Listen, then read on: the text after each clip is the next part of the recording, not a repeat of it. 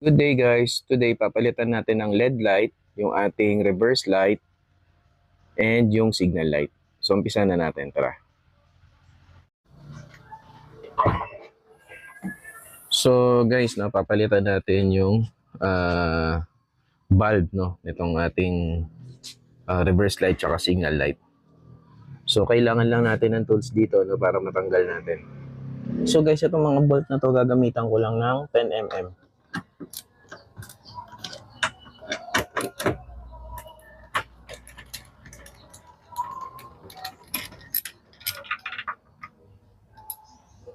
Yan, so 10mm siya.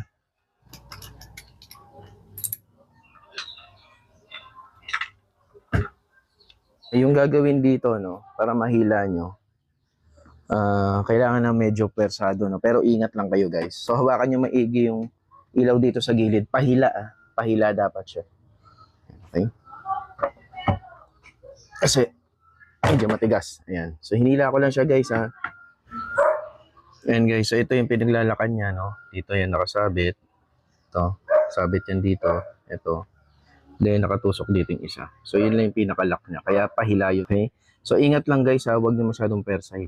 Isang ko na muna kasi hindi naman araw-araw nalilinis to guys.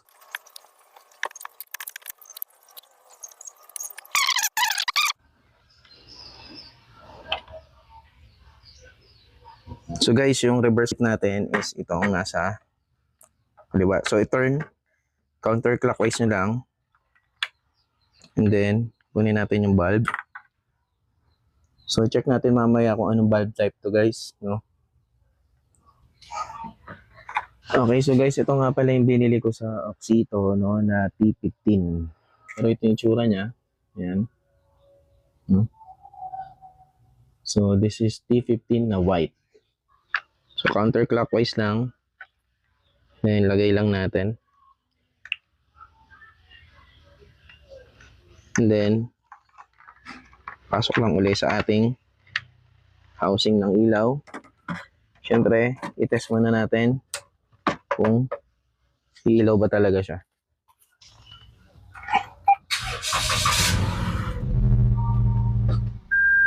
Then guys, umilaw naman. Next naman natin papalitan is yung sa signal light.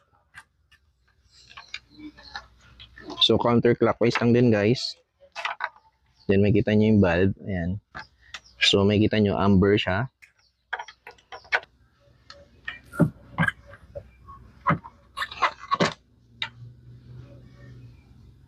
So this is W